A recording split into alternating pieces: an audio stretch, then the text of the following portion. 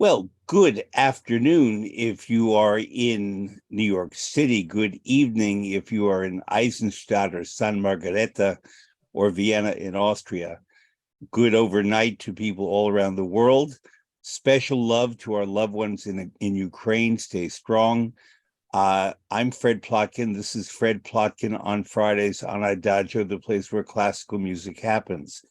As you know, Adagio is a video and audio streaming service dedicated to supporting artists and making classical music and opera available to music lovers, opera lovers all around the world. And yes, it's July 14th of 2023. And yes, I could have done something in a French theme, but I've decided I'll combine France today with a little bit of Austria, in that my guest today is an old friend of mine, Daniel Serafin, who I think of, I've never said this to you, Daniel, but I think of you as the Emanuel Schikaneder of modern Austria. Emanuel Schikaneder was a baritone. He wrote the libretto for the Zauberflöte, the Magic Flute. He was a theater manager. He was an entrepreneur. He was very clever in the good sense of clever. He was very devoted to the arts in all of its senses and made opera, made the arts available to, quote, the people. It was not just a royal endeavor when it was presented by Schikaneder, and therefore he played a very important part in bringing music and culture to wider audiences. And Daniel, I think it's fair to say that in a lot of your work, in addition to being a fine singer, that's exactly what you've done. So welcome, Daniel. Thank you very much, Fred, and good to see you. It's been a while that Likewise. we've seen each other, and I'm more than happy to be on your show. So where do I find you today? Where are you? At the moment, I'm in Vienna, as we are daily rehearsing for Carmen. But, you know, Vienna and Eisenstadt and the quarry of St. Margareten is only 40 minutes away. So let me explain a little bit what that is. Yes. Because your season began on July 12th and with Carmen, and that's where the French aspect of July 14th comes in. But the Oper im Steinbruch is, I've been there. It's this magnificent public space that was created out of a quarry that the Romans built. The Romans traveled everywhere, and they built this in Burgenland. Burgenland is in the eastern part of Austria. It's a part, I love all of Austria, but it's a part I like very much because it's near what's called the Pannonian Plain. It's very close to the Hungarian border. And this area, Burgenland, is the land of the Esterházy family. And they were huge supporters of the arts and music in Mozart's time and after that. And before, they were the big patrons of the composer Franz Joseph Haydn. And the principal town is Eisenstadt. And Haydn lived much of his life in Eisenstadt, and one can visit his home there. And it's not too far a walk from the Esterházy Palace, which is itself magnificent, which has a glorious theater inside where Haydn performed. Would you talk first about, before we get to the marble quarry, about the town of Eisenstadt, about the Esterházy family, about this cultural legacy that is so remarkable that very few cities that are the size of Eisenstadt, which is not big, have this kind of cultural heritage? That's true, Fred. I'm privileged to work now since over 5 years for the Esterházy Foundation, which basically preserves the cultural heritage of the castle of Esterházy in Eisenstadt, and also the fortress of Fortenstein, which was actually used back in the days when there was the siege of Vienna, when the Ottoman Empire, the forces tried to go to Vienna, and Fortenstein was a major fortress that actually kept them away. Was that 1683? Yeah, you're correct. Yeah. Okay. So it's quite a while ago, and I'm very happy to work for this wonderful foundation in the opera part, as I bring art and especially performing art in the quarry of St. Margarethen, also to the castle of Esterhazy. So it is all about music and art. So I guess now is a good time to tell the story, as good as any. The reason I knew that it was 1683, it's not that I memorized every date, although I memorized a lot of dates, but not only was this an important year in political history, as the Austrian Empire, the Habsburgs, helped repulse the Turkish invasion, but it had a huge impact on the food world in many ways. And one was that the Turks, as they were retreating, left some of their food provisions at the gates of Vienna and other nearby cities. And among them were sacks of these beans that turned out to be coffee. And they also left phyllo dough, which they used to make their pastries, and Turkish food is magnificent, and that they would put in vegetables or meat in this phyllo dough. True. The Austrians said, well, we don't quite know what this is, and we don't have to put meat in it, but let's put apples in it. And let's figure out how to make this dough again in a more delicate way. And let's see how we could use these coffee beans. And this was the birth of Austrian coffee culture. And this was the beginning of Turkish pastries and Turkish baking entering what was already a notable tradition in Austria. And so these little kipfel, these little crescents that were crescents because of the Islamic crescent, became kipfel in Austria. And later, when Marie Antoinette, the daughter of Empress Maria Theresa, married into the family in France, kipfel evolved to become croissant, the crescents in French baking. So all of this relates to this one incident happening at the gates of Vienna in 1683. And I want peace for everyone all around the world. But this was a pretty good war benefit, was the arrival of coffee and phyllo dough in Vienna, and then the resourcefulness of the people of Vienna knowing what to do with it. So anyway, because, when I'm in Austria, love the music. There are many countries where I can do without cake, although not coffee. But every single day in Austria, I will have coffee and some kind of pastry because apple one must. strudel. You will have some apple All of strudel. it, Linzer torta, everything. I happen to love Austrian apricots, Marillen they're called. Yeah. And I think they're just the best in the world. And they're from the Wachau Valley, which is north of Vienna. And every apricot product that I find in Austria, whether it's the strudel, whether it's the apricot juice, the nectar, apricot jams are just the best. They're so fragrant. They're so extraordinarily good that before the pandemic, when I traveled a lot more, I used to plan my trips to Austria around apricot season, Marillen season, because of that. Has there been a good crop this year? I think so. Yeah, we had plenty of rain, and I'm not, in the agricultural business, but what I heard. But you do eat Marillen, right? I hope. Eat Marillen. Otherwise, it's the end of our friendship. No, I eat Marillen, and I think the harvest has been good. Yeah. Good. Okay. Very good. So let's get back now to Eisenstadt. Yes. And nearby, San Margarethen. Talk about this Roman quarry. What is it? Marble? What is it that they took out of the ground, and what did they use it for? So 2,000 years ago, the Romans came there and they found it is white sandstone. Mm-hmm. Exactly the same stone that the Vienna St. Stephen's Cathedral, which is in the center of Vienna. The whole cathedral is basically out of this one quarry, because they used to get the stone from the quarry for all the major important buildings in Vienna, the city town hall, the parliament.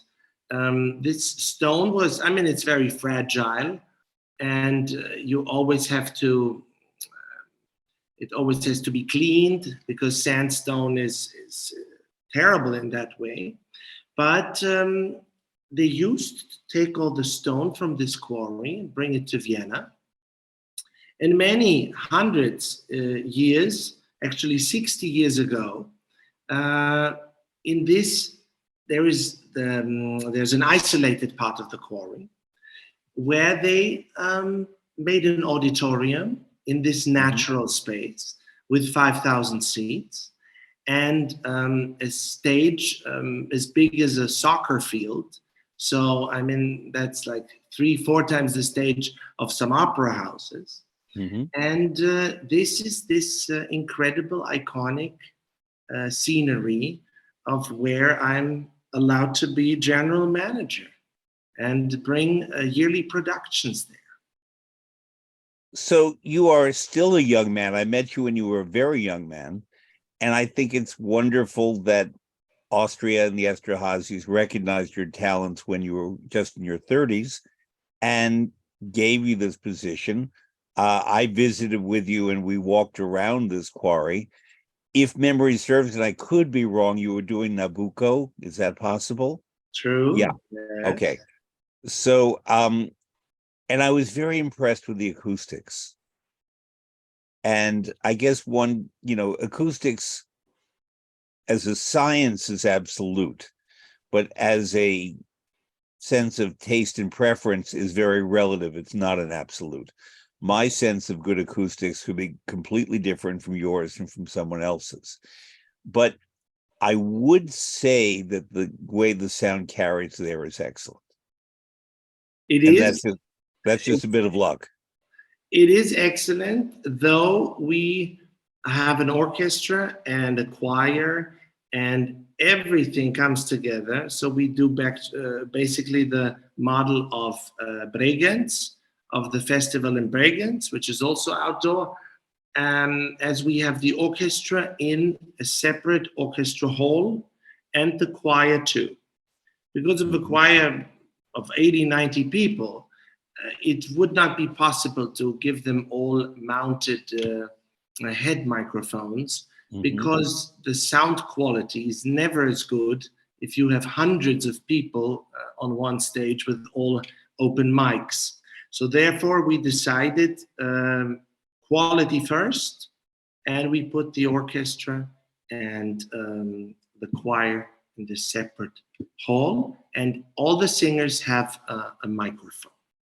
And where is the maestro? Is the maestro in front of the singers or in the hall with the orchestra? He's where he, I would say, belongs, in front of the orchestra, because that's his instrument. And he has, though, monitors and screens where the singers see him. So that's there's always good communication. Who is your audience? That's hard to say. The median age is 45. Basically, 85% are Austrian, from the surrounding area, but also from the Western Austria and Germany. We also have visitors from Hungary and from Slovakia. And I think 1 or 2% are American audiences. And they all share one thing in common. They want to see opera not in a regular space, not in regular dimensions. They want to see something out of a box. And that's the place where they're absolutely right, when they come to my festival. I was looking at your website earlier today, and I think I noticed it's in German that there seems to be a kind of package deal with hotel and opera, because one does have to get there from other places. How far actually is the quarry from Eisenstadt? From Eisenstadt, it's only 15 minutes. Okay. From Vienna, it's 40 minutes drive with a car or with a bus shuttle. And that's why the people want to stay there. Our audience wants to stay there, enjoy the this Pannonian feeling at the lake, and they want to enjoy this part of Austria, and that's why they always come and stay a few days actually, and don't leave right away. Since you use the word Pannonian, let's talk about it. It's a very particular part of Austria. Yes, it's the easternmost part. And not only because it bordered Hungary, and not only because, in my view, borders were created by politicians and warriors and not by nature or by God. It's not that the part of the lake suddenly becomes Hungary or Austria. It is what it is. And there are these beautiful marshes around the lake. Remind me the name of the lake. I'm sorry. It's Neusiedl. That's right. That's right. And it's a very particular lake. One of the towns nearby, is it called Rust, R-U-S-T? Rust, yeah. Has storks. And these birds, these storks, are everywhere. And they go out to the lake, and then they come back and they nestle on the roofs of the houses of Rust. And Rust is a very charming village. It's not charming in a fake way. It's genuinely charming. And the food is very rustic, very delicious. It combines the flavors of Austria and the flavors of Hungary. True, absolutely true. But without being, without being foodie, so to speak. But it just has traditional local flavors. It's also a very important wine zone. And historically, it was a white wine zone. But after 1982, there was a crisis with the white wines and so on. When they replanted with red. Right. And now some of the best red wines of Austria actually come from right there.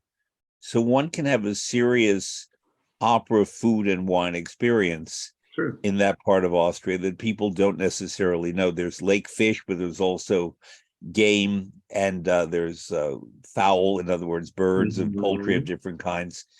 And the food is really delicious. It does have some Hungarian accents, but it's not Hungarian food, but it's not Austrian food. It is just Pannonian food, which is just right there.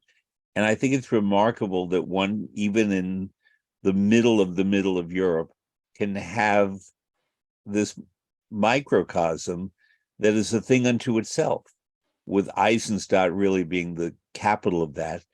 And I think that if we were to rename it, I would name it Esterházy-land, because it's really about their history, their culture that combined Austria and Hungary, that fostered musicianship, that built palaces, that promoted agriculture, that created a very good quality of life for everyone there, and that included music. Would you talk more about the Esterházys and their history and this palace, this magnificent palace that they built, and what one sees in the palace? I remember it vividly. The concerts there were marvelous. Of you course, go ahead. Nikolaus I was actually building the castle of Esterházy, which is, I mean, pictures always say more than 1,000 words. It is a wonderful, beautifully built in 1652. The castle was built, and it is one of the landmark buildings of Burgenland. And the family passed it over until in the late 80s, 1980s, when the foundation of Esterházy actually, as a cultural preservation, they took it over. And now, since over 30 years, high-class art and concerts and musicians travel every year to the castle of Esterházy. If it was Nikolaus Anoncourt, Riccardo Muti, Claudio Abbado, everyone was there performing in this very special Haydn hall, the Haydn Saal, which has a phenomenal acoustic, especially for chamber music. as Haydn was also the father, basically, of chamber music. And it is a beautiful, incredible castle with a very rich culture. I think that Haydn is perhaps the most underappreciated composer of all.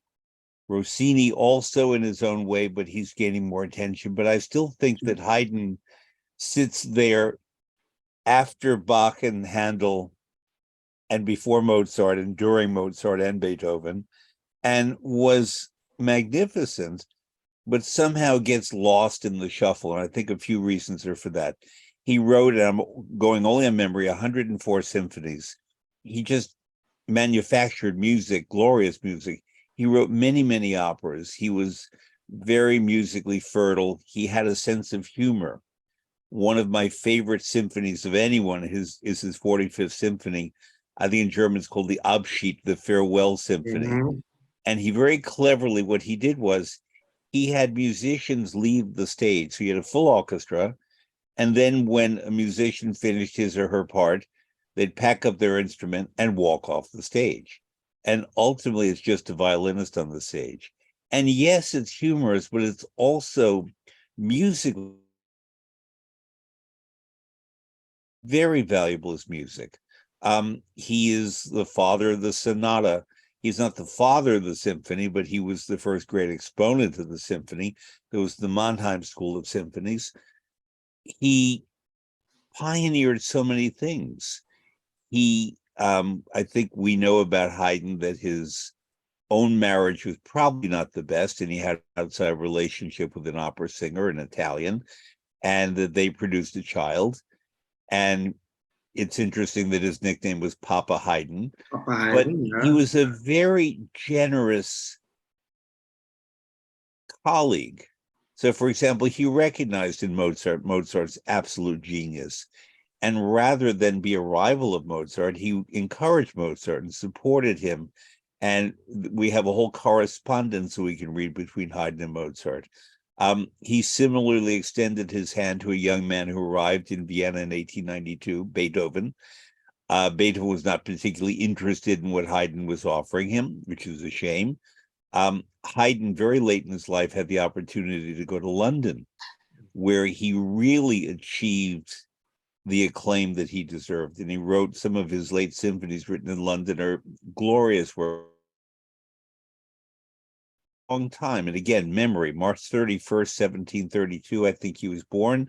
And I think he died in 1809 or 1807, something around there.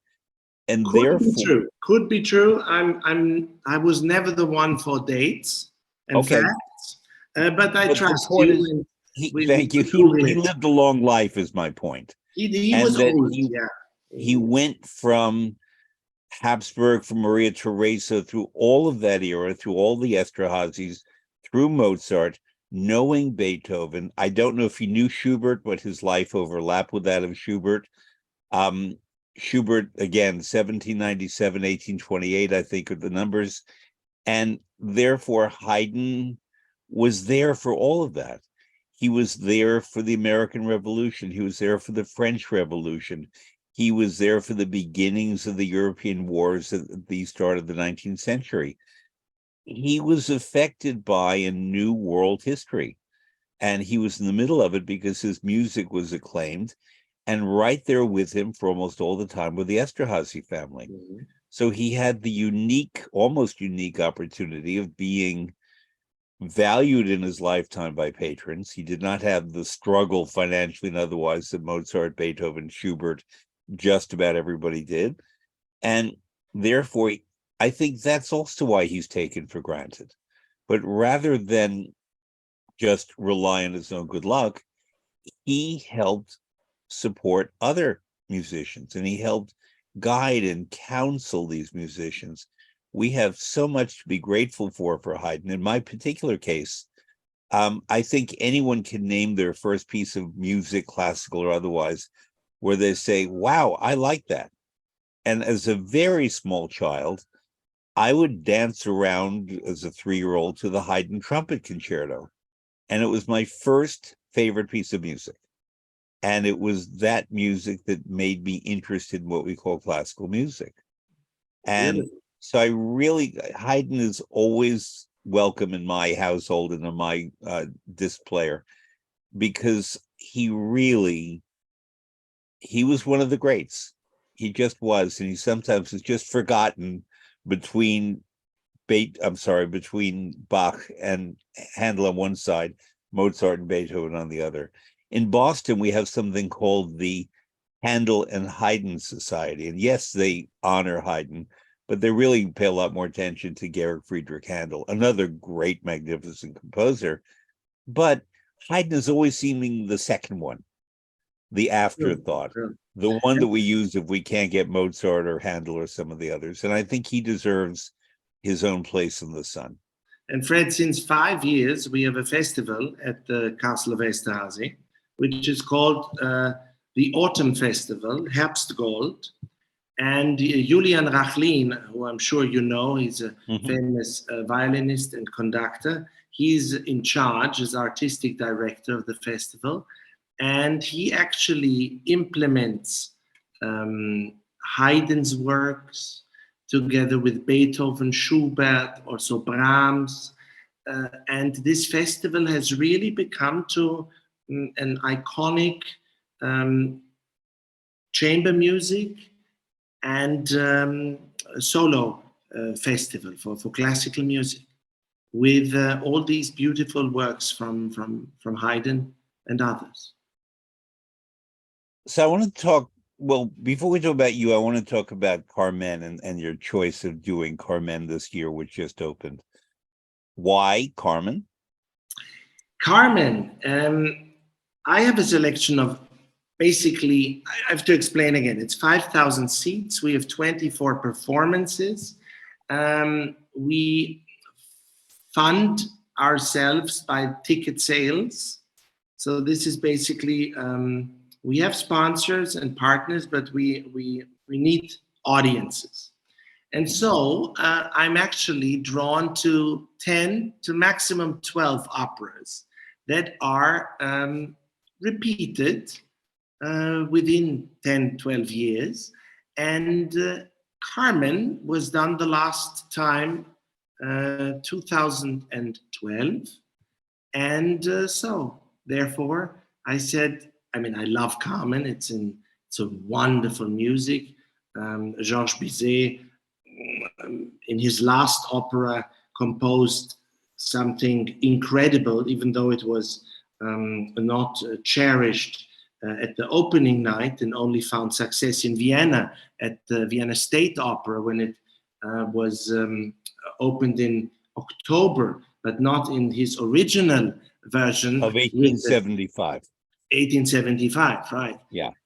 When not with his original version from Paris, but with the recit version with music in between. So no dialogues, but recitatives. And of course, we're also doing this version. And Carmen is just an iconic opera and needs to be played in the quarry of St. Marguerite.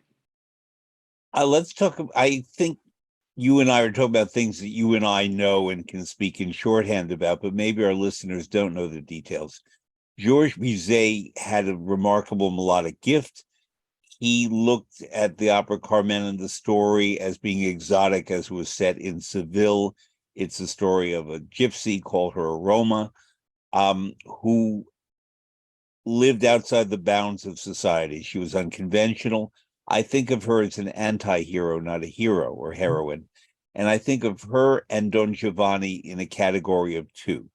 He's the male version, she's the female version, where they do exactly what they believe they should do. She says, Destin est le maître, destiny is the master, I'm governed by destiny. Similarly, Don Giovanni basically allows fate to take its route and he will accept whatever comes his way. And these are very defined characters. They're not positive forces necessarily, except for people who aspire to a certain kind of freedom and self-determination. And they're very controversial. And that's part of what makes them very interesting as opera characters. Don José, the tenor, is much more conventional. He's boring, you could, I think, even say. And Carmen is part of a gang of smugglers, and they thieve and they rob, and she sleeps with one man then another, and when she tires of a man, she sort of flicks him away like an insect, and I want that's one now, and so she really is Don Giovanni in the female version, but with a different set of values. Interestingly, I never thought of this. Both Don Giovanni and Carmen are set in Seville. I never thought of Ooh, that before. yeah, yeah. And there must be something about the concept of Seville in 18th and 19th century art as being a place where you can be what you want. Although Fidelio also is set in Seville, and The Barber of Seville is set in Seville. It was a classic opera setting for many different works. But when it premiered at the Opera Comique in Paris, the Opera Comique is not the Paris Opera. It's the place where they do a lot of original works, and a lot of them have spoken dialogue. It went on kind of long in French.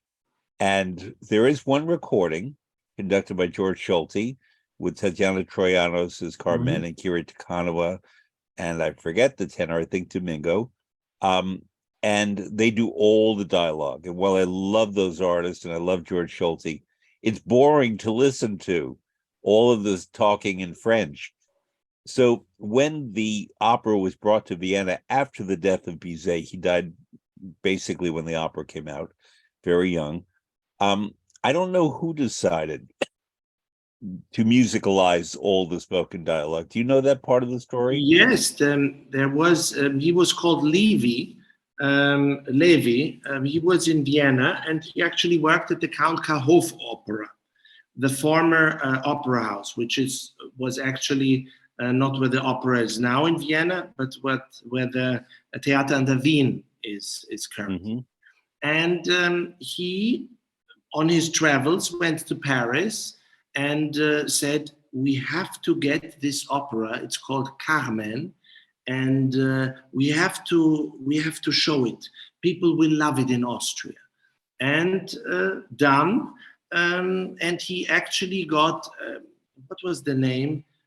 Duméil, Georges, I think Georges Duméil made the recits of the, because in the dialogue version, it was really boring and unplayable. And from Vienna, Fred, from Vienna, it started in Vienna and it hit off with such a success. And from Vienna, it went actually into the world. Then to Milan, then to Berlin, and then it really became one of the most popular operas in our whole opera anthology. Do you think it's too long? Well, I always encourage my directors to make reasonable cuts. As, again, I never want to be bored myself, and the audience shouldn't be bored in any way, because we're playing for the audience. And so where it is possible, like also in Verdi, for example, last year, Nabucco, all the repetitions of the cavallettas, I took them out because it's too long otherwise. And I think in Carmen, if the story is told very lively and very with a lot of action, you won't get bored. Because the story from the novel of Prosper Mérimée is wonderful. And it is, the music itself is like Johannes Brahms said, it was his most favorite opera. Yeah. Johannes Brahms saw it over 40 times in Vienna, because he said he couldn't get enough of this beautiful music. There is also the character of Micaela, the soprano, and she's been played by many wonderful sopranos who normally would not take the second role, because in most operas the soprano is the star, the lead, and so on. But in this opera, it's the mezzo soprano. And yet you've had Barbara Friedli and Morella Freni and Angela Gheorghiu and any number of great sopranos sing that role. Angel Blue, you name them. And it's interesting that she gets a lot of the best music, I think, in my point of True. view. I Yeah. mean, her aria is beautiful. Then the duet with Don José. Um, you know that many sopranos, though, also sang Carmen, Yes. which is, of course, I don't want to dive already into my production, but I heard so many mezzo sopranos in nearly every production, and I wanted to bring something new, something more interesting. And Mhm. as everything is mic'd in the quarry and it's open air, why not give a soprano an interesting new approach to maybe a new fach? Mhm. Therefore, and you know, I mean, Regine Crespin, um, Maria Callas, Jessie Norman, there are tons of sopranos that Victoria de sang. Los Angeles, Of course, she very also, famously. Yeah, right. so many sopranos sang this role, and that's why I chose a soprano. Did you ever see the film Callas Forever by Franco Zeffirelli? Yes. It's a terrible film, but it's a wonderful film. The concept of that film is that Maria Callas performed almost all of her roles that she recorded, but she recorded Carmen and never sang Carmen on the stage. And True. by the time we meet Callas in the film, she has stopped singing opera. And Zeffirelli has decided that this Callas character should come back and make a film version of Carmen, dubbing herself and acting. And Jeremy Irons plays the most disgusting agent in the history of classical music. And there's a deaf painter who suddenly can hear because he feels the vibrations of Maria Callas. It's a terrible movie, and yet I recommend it. To me, it's the worst movie that I happily watch at any time. And it and it centers, it was Fanny Ardant playing Callas, and it centers on this notion of what singers can do, would do, should do. And that to me was very provocative because there are singers who take on roles in repertory that may be beyond their natural fach, their core repertory, and they do great things with it. And then there are others who really have terrible failures with it, but it's okay too. Um, and so I'm fine with certain sopranos singing Carmen. I think also that there's the physical aspect, there's prejudice. We know this about people who are fat, still, unfortunately, people of certain colors, although less so with Carmen because people like Grace Bumbry and Shirley Verrett early on sang the role so magnificently that you cannot say that a Black woman can't sing Carmen. Of course they can. But but recently there was a production done in Chicago that I did not see with two magnificent singers who are heavy, Jamie Barton and Stephanie Blythe. Now, both of them could sing Carmen, but what they did was Jamie Barton sang Carmen and Stephanie Blythe sang Don Jose because she's such an extraordinary singer that she could do the tenor range. And apparently it was terrific, and I wish I had seen it. I didn't Um, see it. yeah, it was in Chicago in a local theater, not the Lyric Opera of Chicago. I think the Chicago Opera Theater. And so it's an opera that we all know in one form or another. And yet it does allow us to simultaneously experiment, but also the audience typically says, no, my concept of Carmen is, and you can name your particular singer. Mine might be Teresa Berganza or Tatiana Troyanos or Grace Bumbry. There are several, in fact. Um, Actually, since we're talking about Grace Bumbry, she lived in Vienna and she died recently. Did you know her? Yes, I had the pleasure of seeing her quite often. The last time, well, actually, 5 years ago, I gave her an award, the Austrian Music Theater Award. I had the pleasure of giving her the Lifetime Achievement Award. And I saw her the last time 4 months ago, when she actually still had a master class, and she wanted to show me some students of her. And she was already walking with her cane and not feeling too well. But she was an extraordinary personality, very strong, and a wonderful, humorous human being. Very humorous. She was ironic, sarcastic. She did these witty jokes. I enjoyed always spending time with her. She was a great star who was also a great artist. And sometimes people are great artists, but not a star. Sometimes people are a big star, but they're not necessarily a great artist. She was both. And had a lot of temperament. I worked with her a great deal, actually, mostly in New York, but also in Europe. And she always, one thing I always will say about her is, yes, she could be capricious, but she always arrived extraordinarily prepared musically, dramatically, and so on. And she challenged her fellow castmates to do better. She would push them. And I saw once we were working in Milan on Aida, and she was singing Amneris, not Aida. She famously sang both. And the young artist that she was working with, she felt, as Aida, Grace felt would be better if Grace pushed her. And watching this on the La Scala stage of a nervous young soprano from Sicily, filling in for Montserrat Caballé, was actually exciting because Grace drew things out of the artist, I'm not going to say her name, on stage in front of the Milan audience that made it probably the best performance of Aida that soprano ever gave.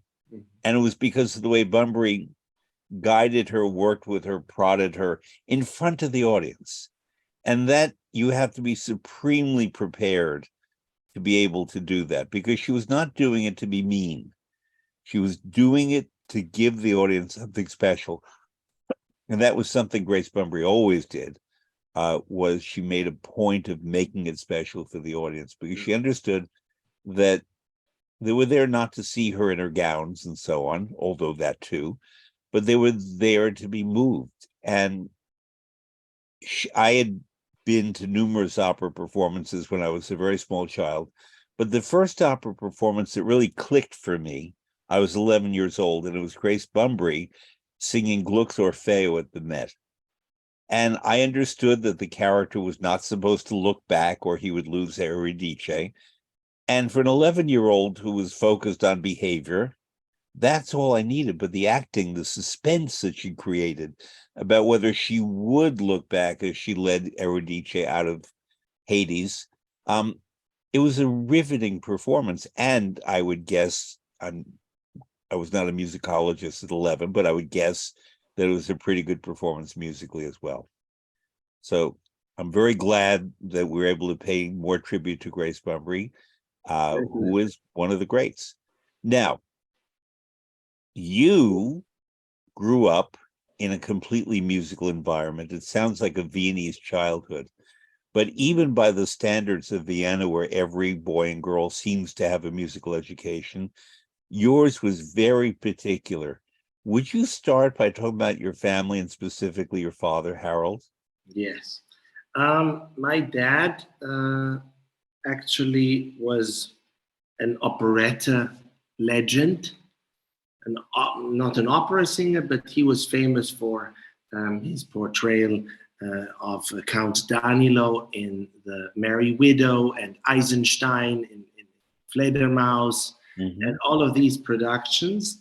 And he sang at the Vienna Volksoper for over 40 years, and is really an Austrian name in the business. And then he actually became intendant, general manager of an operetta festival, actually also close by to where I am now, having my opera festival.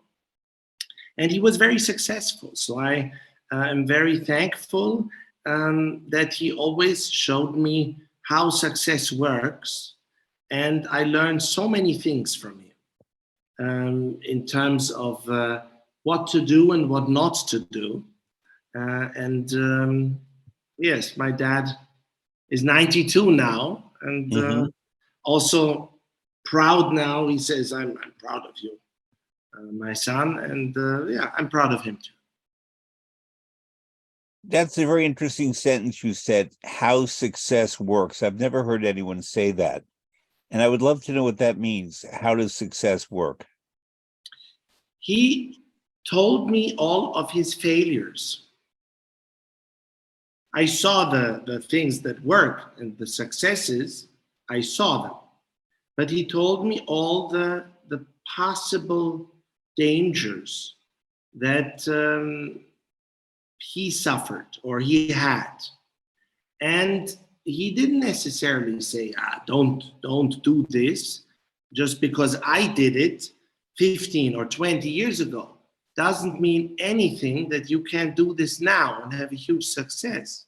But he just gave me the insight and the information of what went wrong.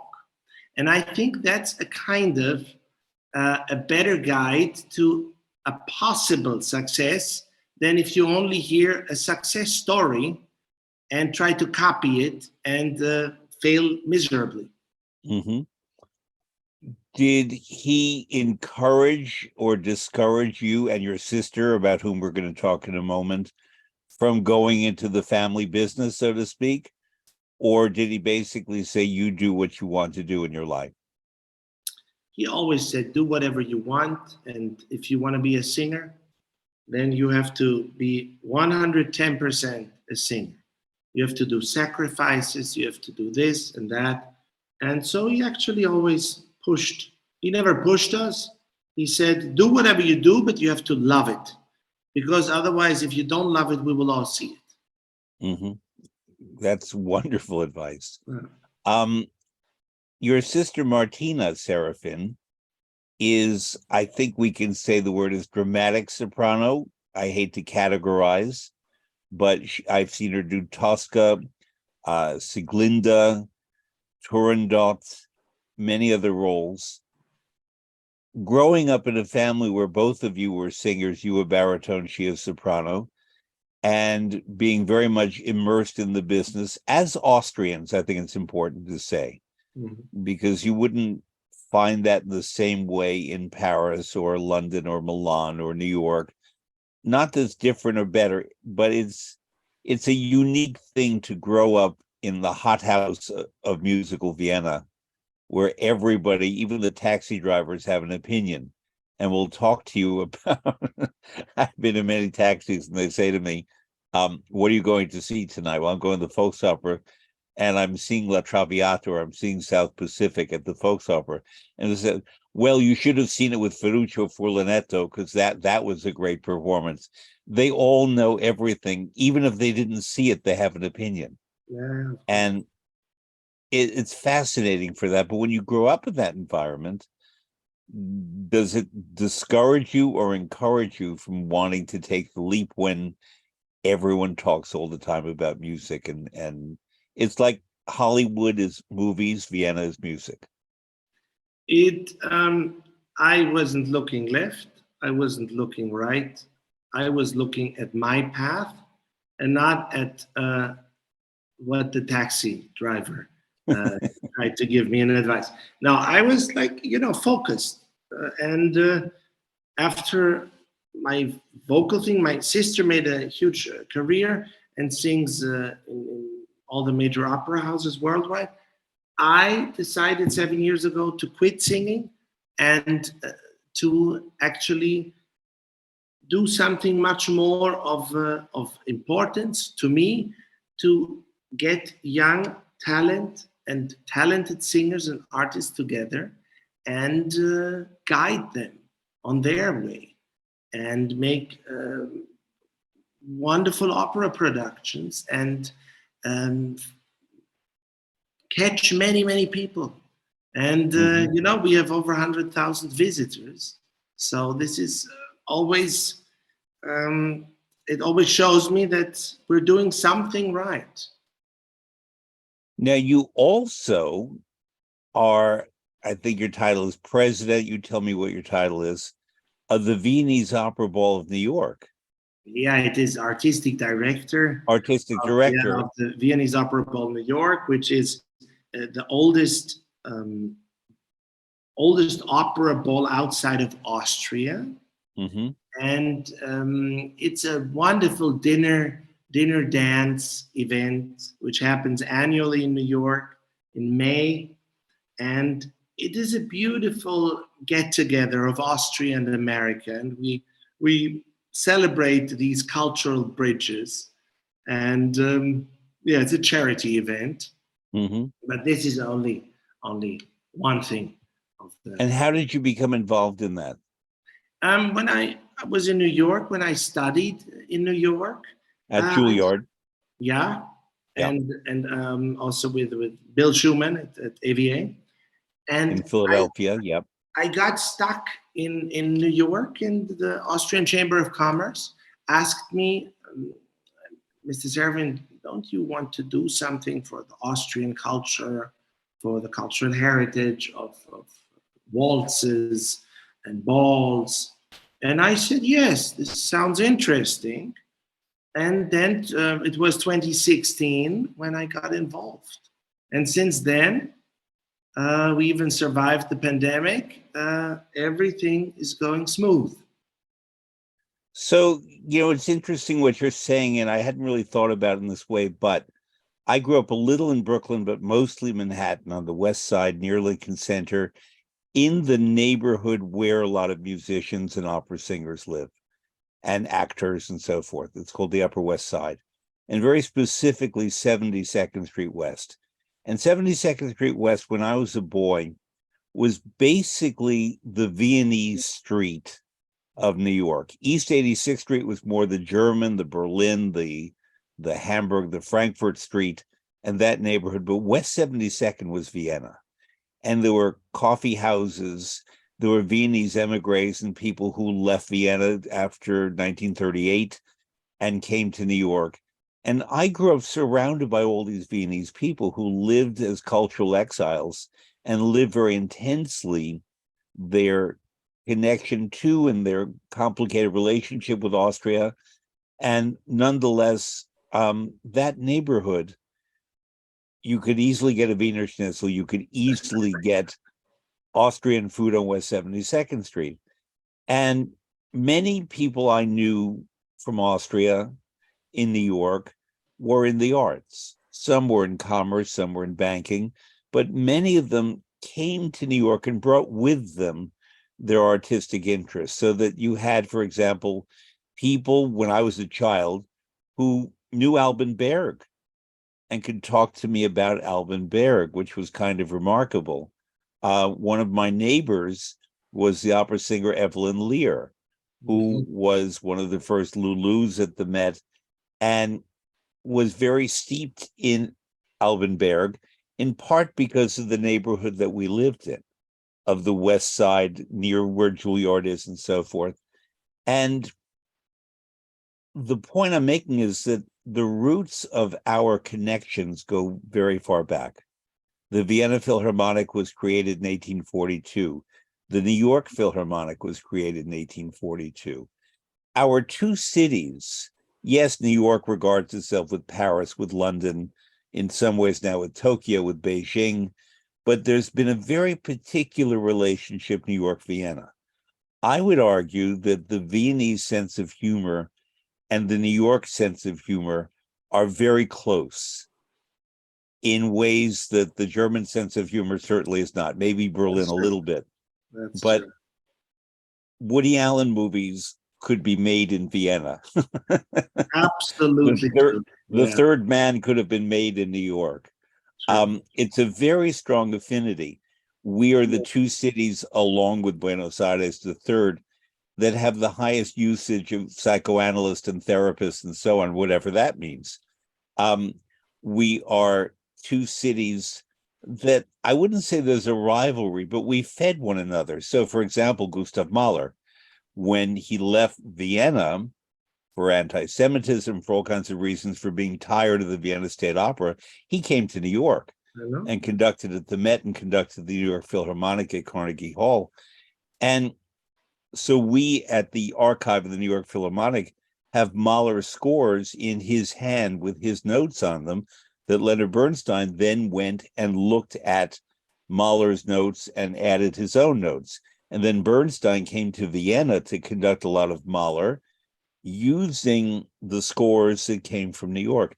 And very recently, I went to an event in May, I believe, in which the Austrian Tourist Board celebrated its 100th anniversary in New York, which means that in the early 1920s, they decided to promote Austrian tourism, skiing at first, frankly, but then music and other things, in New York.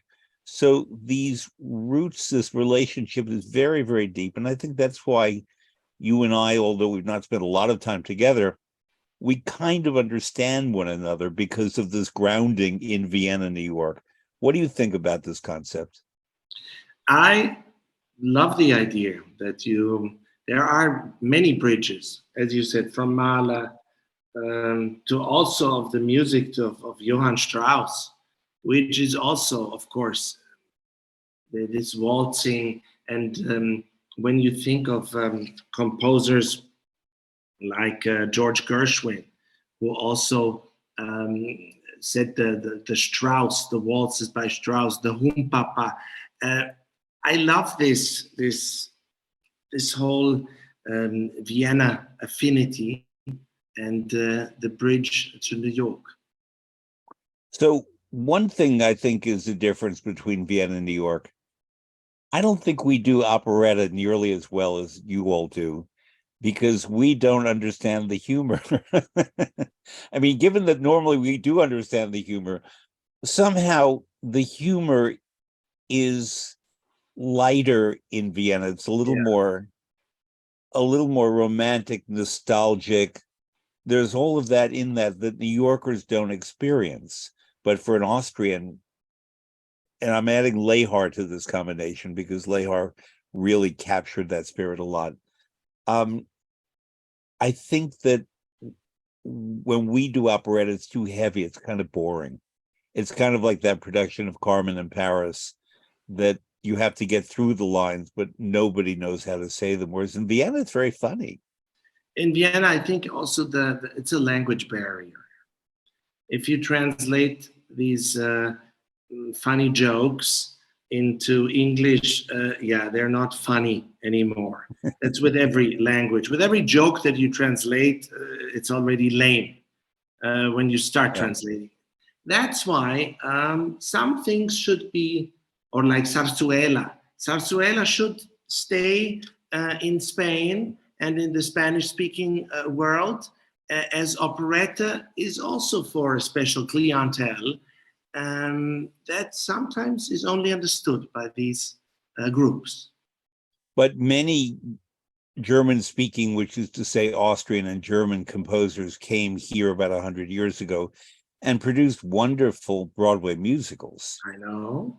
And, then later on, people like Kurt Weill, but that was later, who really captured the idiom of the Broadway musical, which is an entertainment with language and dance and humor and love and misunderstanding and usually resolution.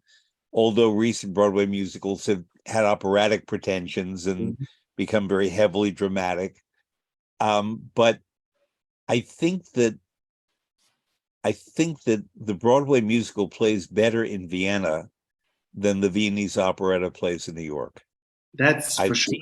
I've seen Broadway musicals in Vienna, and they're great. Why is that?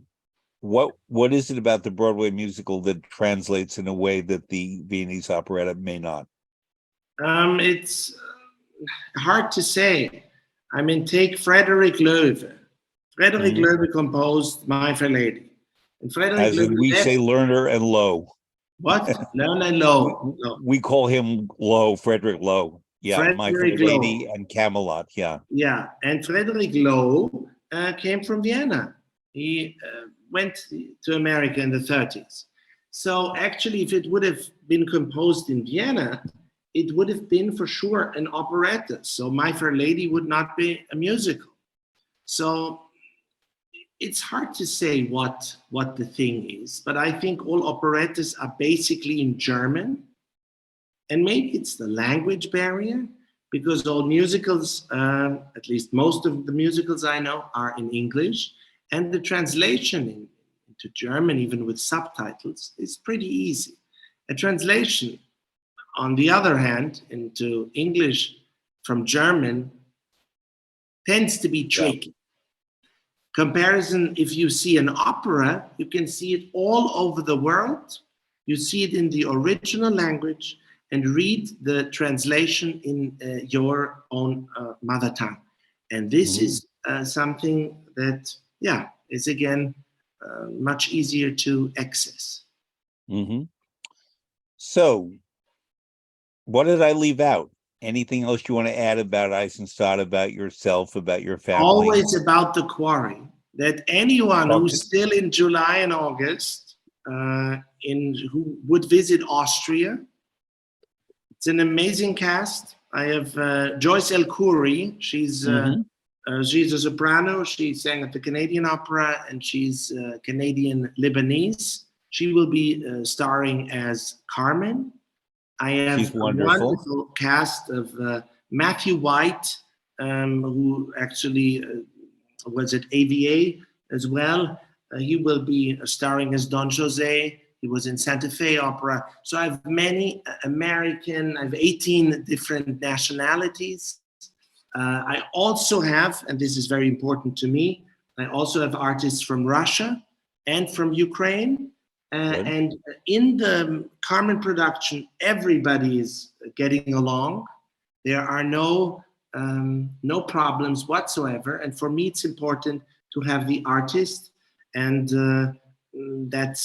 there's no matter which nationality he or she is.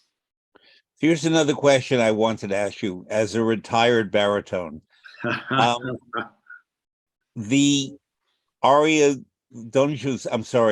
Escamillo, the Toreadors aria, many baritones and bass baritones and basses have said to me, it's absolutely unsingable. And it's a very non-rewarding role. Yes, you get to wear great tight costumes and so on and look great and everyone's singing about you. But I've never heard a happy baritone when it comes to that aria. Is that true? And if so, why is that? It is definitely true, because for a baritone, it's too low. And for a bass, it's too high, especially in the duet with Don Jose.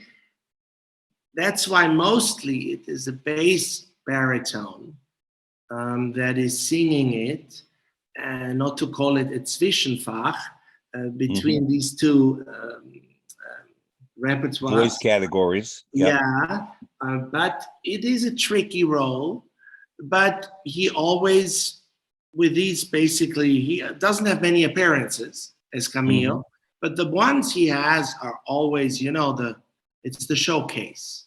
So I think the role itself is the reason why singers say, yes, I want to do it, and not the singing or the low or high notes. Now, I asked many of my guests to select from the Adagio catalog, and you chose very straightforward, wonderful music by Bizet from Carmen, a couple of selections, the prologue from Leoncavallo's Pagliacci, sung by Leonard Warren, Cellist Aida, sung by Franco Corelli. And for your Toreador, you chose Robert Merrill, the American baritone. Yes. I think he's the Franz Joseph Haydn of baritones, that he was great, everyone loved him, and yet he's not given the serious appreciation that he deserves. Why did you pick Robert Merrill for this particular song? I love Robert Merrill in his voice, in his vocal, in his timbre, in the squillo he has. He's an incredible singer. I've seen him in so many different roles, of course, all on video. I've never seen him live. but he's, for me, like Cesare Siepi, he is one of the iconic baritones, American baritones, and I wanted to choose him. I knew him. He loved baseball a lot and was famous for millions of people, not as an opera singer, but for going to Yankee Stadium here in New York to sing America's national anthem, the Star Spangled Banner, before countless Yankee games. And for many people, he was known as the Yankees singer and not as one of the great Met baritones who sang with Jan Pierce and Richard Tucker a lot, Roberta Peters, Zinka Milanov, U.C. Bierling, all the great stars of the 50s. But he lived a very long time, and he would appear at Met galas as a retired singer. We have a sports radio station in New York, and he would always be on the sports radio station talking about baseball, but then saying, and while you're there, tonight the Met is doing Carmen. So tomorrow the Met is doing Aida. And after the baseball game, come on to the opera house. And he always used baseball to get people to come into the opera. And in New York, we have a very profound linkage between baseball and opera because the opera season used to go historically from sort of October to April. The baseball season would go from April to October. And the whole fan base during the winter and spring would go to the opera, would all transfer to Yankee Stadium or the Giants or the Dodgers to attend opera all summer. They're the same people. And I once asked Robert Merrill about this, and he said, well, you know, it's a similar thing. The pitcher in baseball is there alone on the mound. He's singing a solo, and the catcher is the conductor. And the supporting cast or the first, second, and third baseman, the shortstop, and the chorus is the outfield. And he had a way of finding an equivalency between baseball and opera that made opera appealing to baseball fans and baseball appealing to opera fans. That's so great. it's a very big, I don't know of any other city where this sports opera analogy is so strong, but it really worked here and still does. The fan base, I'm not a football fan, I mean American football or basketball too much, but I love baseball and I love opera. And I love having you as my friend. I'm very glad that we were able to have this visit. I'm very happy to talk to you, and it was such a beautiful, beautiful conversation that we had, and I learned many things. Thank you. Because you have so much knowledge, Fred, that one can listen to you and learn so much from you, and this is the beauty. Thank you. I just want to repeat your website, Oper im Steinbruch, OPERIMSTEINBRUCH.AT. That's it. And True. I'm glad you had your opening. Have a wonderful season. Thank you. And I hope to see you soon. I hope to see you soon, Daniel. And stay healthy. Thank you. Okay. You too. You too. Bye-bye.